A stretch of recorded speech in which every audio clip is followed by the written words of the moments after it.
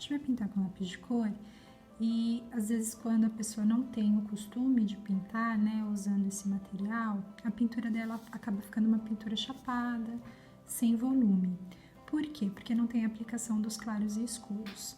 Então, um dos erros comuns, né, que as pessoas que não têm o hábito de pintar com lápis de cor cometem, é pegar o lápis e na hora de pintar vai e aperta o lápis e preenche todo o desenho, apertando muito esse lápis, fazendo uma força muito grande, né? Às vezes, né, pintando em lados aleatórios, e aí a pintura fica assim, tá? Uma pintura que tá totalmente marcada, uma pintura chapada, porque não tem claros e escuros, fica tudo com o mesmo nuance. E o objetivo é que vocês comecem a pintar os desenhos de vocês aplicando luz e sombra, que é a aplicação do volume. O desenho, ele já tem algumas marcações de caimento, né? Então, aqui a risca, né? Essas risquinhas que aparecem nos desenhos, eles indicam o caimento do tecido. Mas, se eu faço uma pintura que fica essa pintura totalmente chapada pelo meu desenho inteiro, sem os claros e escuros, não dá pra gente perceber os volumes que a roupa tem, ou os volumes que o corpo tem. Para isso a gente faz esse estudo de claros e escuros, certo? Então aqui é uma pintura que a gente vai evitar.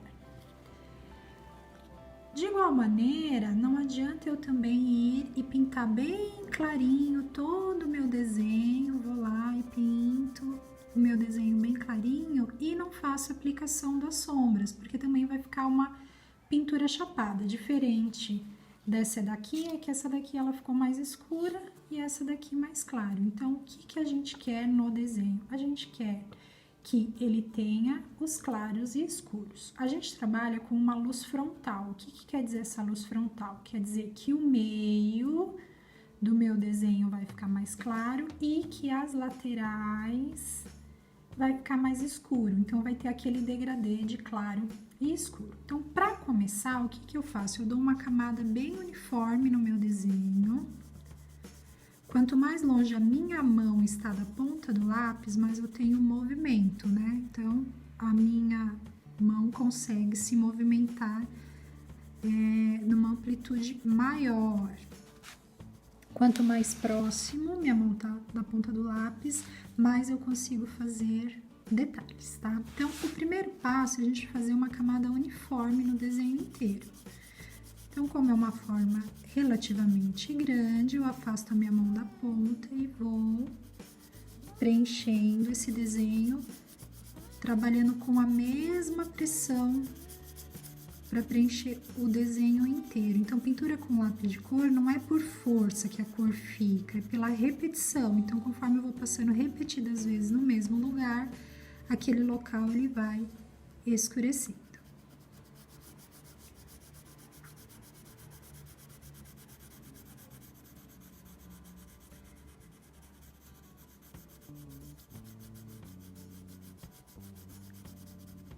Uma coisa super importante, vocês terem embaixo do desenho de vocês ou uma prancheta totalmente lisa ou algumas folhas de sulfite.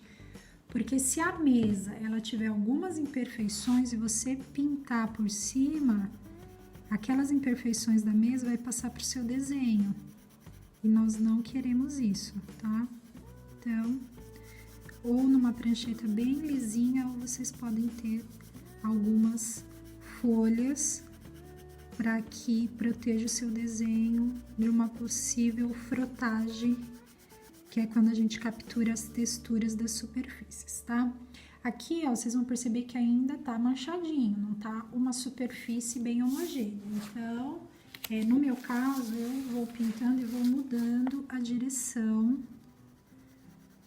do meu lápis. Então, eu tava na vertical, agora eu vou vir na diagonal, bem de levinho, porque esse cruzamento ajuda com que as partes que estavam clarinhas, né, mais claras, elas sejam preenchidas.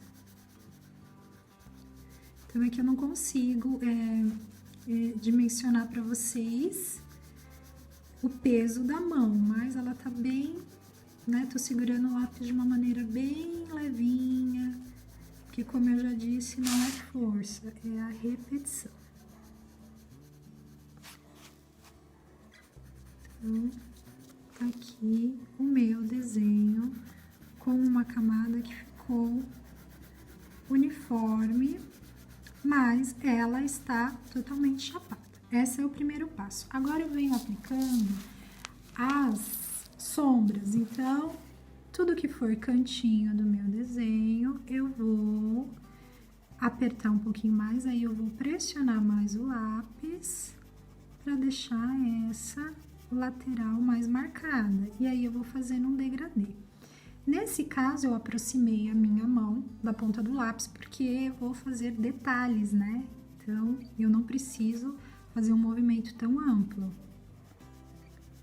Ó. Às vezes, um erro é pinto clarinho, e aí eu venho e só faço isso aqui, ó.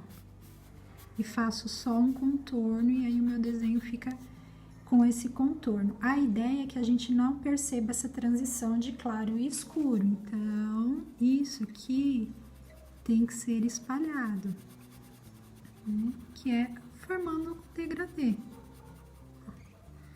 Então, às vezes, quando eu vou pintando, fazendo esses movimentos mais circulares, ajuda a espalhar a cor, né? E formar esse degradê. Ou eu posso continuar até com aqueles movimentinhos, né, no caso aqui vertical, e aí eu vou espalhando o meu, né, a minha cor e formando esse degradê. Então, de que a gente já consegue perceber essa diferença que tem de um lado, né, de um lado pro outro. E isso, gente, vocês vão fazer no contorno do desenho inteiro. Então, só o meinho que vocês vão deixá-lo mais claro. Aqui a gente tá trabalhando só com uma cor, porque aí a intenção é que a peça tenha só uma cor. Então, eu fiz a base com essa cor e vou fazer as sombras com a mesma cor, para que não se torne uma outra cor, tá? Eu quero que fique o laranja secundário mesmo, não quero que tenha interferência de uma outra cor. Aqui no caso que tem essa fitinha, né, como se fosse o lacinho, aí eu apertei para ficar mais escuro, para que ele tenha, para que ele apareça mais, né? Então, aí nesse caso eu apertei um pouquinho mais, mas no restante eu vou aplicando o degradê. Então, em volta de todas as linhas, eu vou aplicando esse degradê.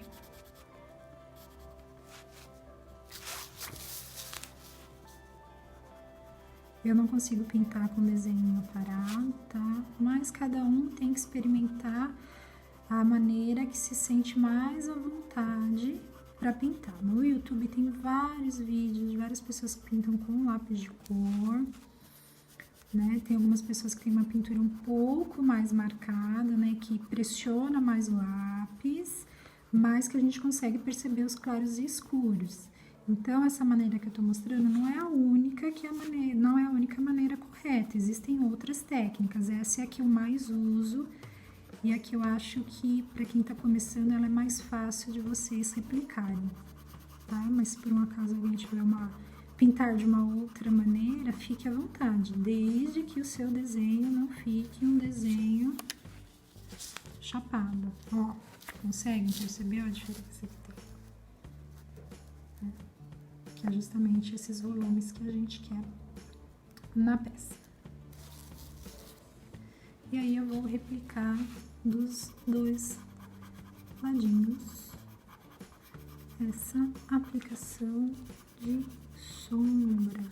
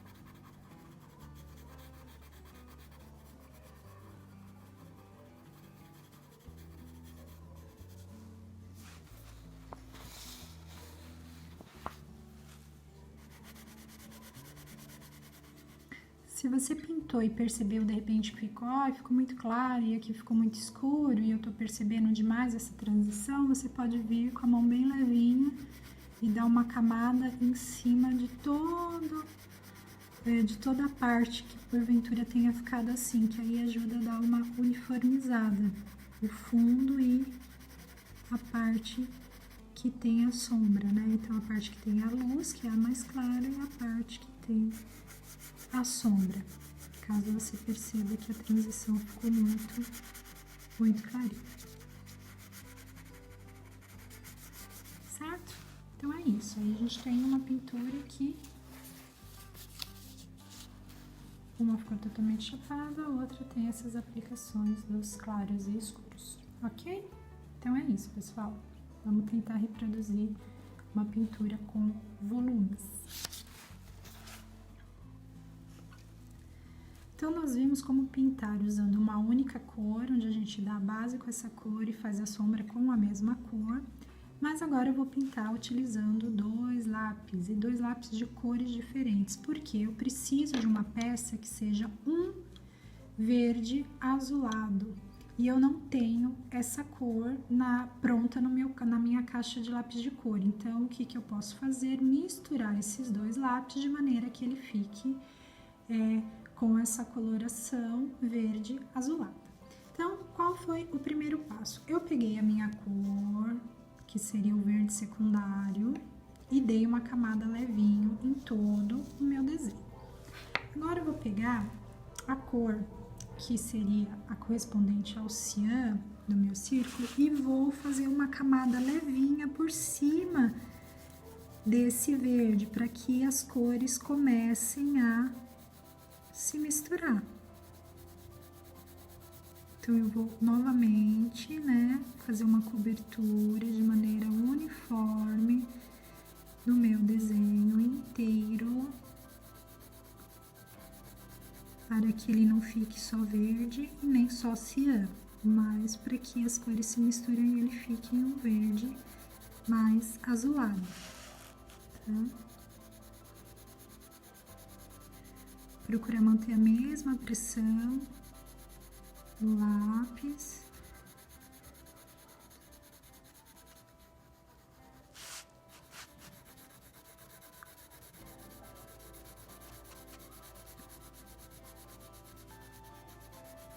Aqui a parte que seria o fundo do desenho, né? A parte de trás da minha peça. Sempre quando vocês forem pintar essa parte, vocês podem, né, carregar um pouquinho mais, deixar ela mais escura.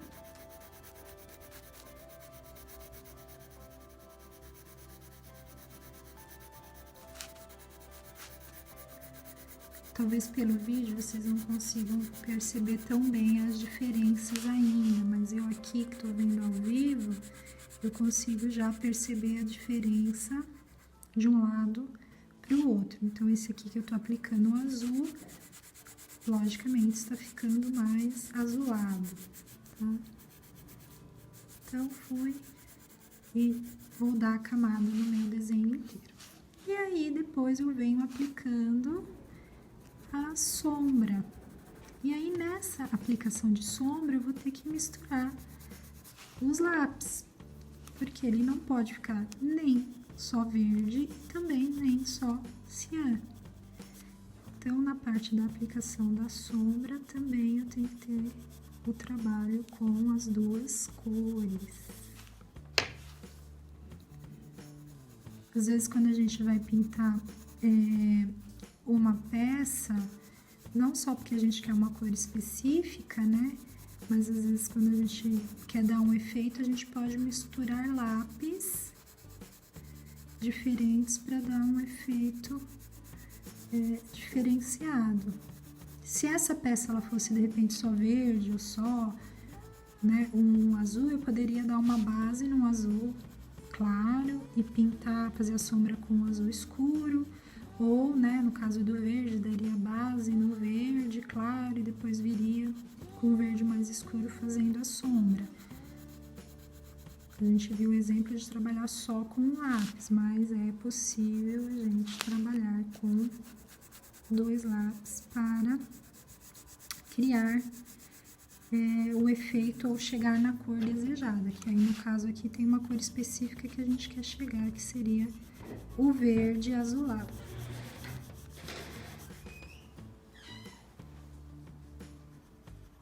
Então, a gente vai pintando.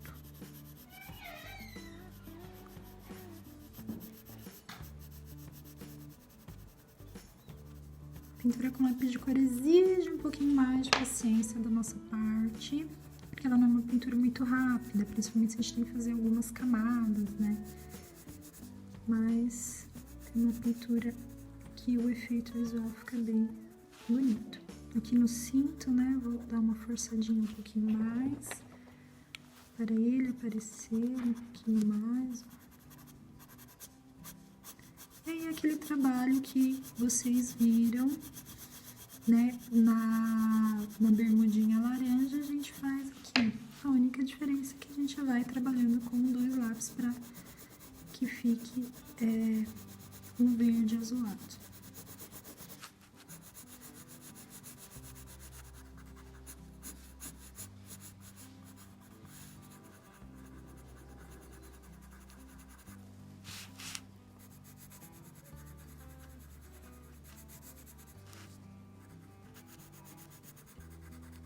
Você vai avaliando com o seu círculo cromático, se você pintou e de repente ficou muito azul, você vai lá e põe um pouquinho mais de verde. Ah, pintou, ficou muito verde? Vai lá e põe um pouquinho mais de azul.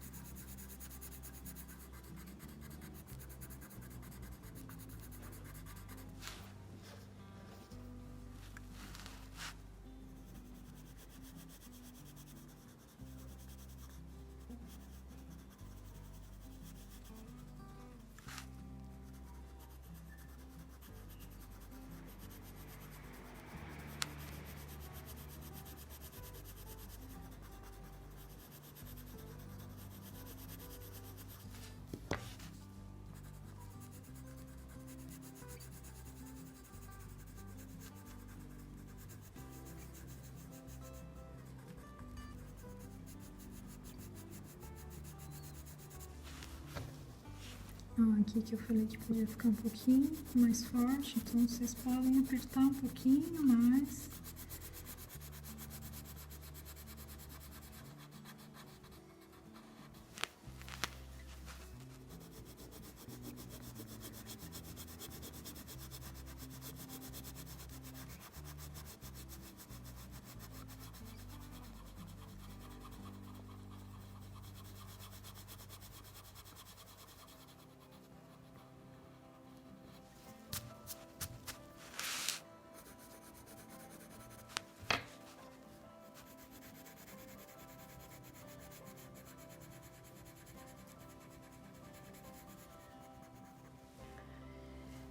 Aí, tá vendo essa partezinha aqui, que tem esse contorninho assim espetadinho? Quer dizer que são pelinhos. Aí, quando que a gente faz esses pelinhos, a gente vai replicando esses tracinhos, né?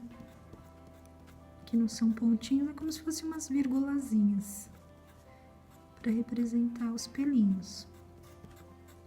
E aí, obviamente, a gente tem que intercalar as cores, porque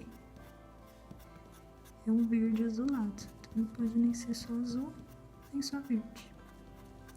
Então, toda vez que vocês forem fazer uma parte que tem pelo, o contorno não pode ser um contorno reto, né? Ele tem que ter esse contorno que vai formando os pelinhos.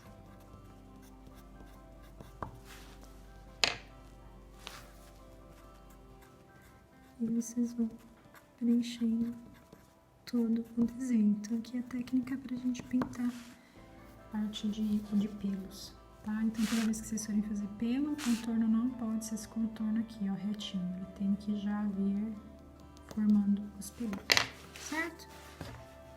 Então, é isso, pessoas. Aí, a gente vai replicar do outro lado da mesma maneira.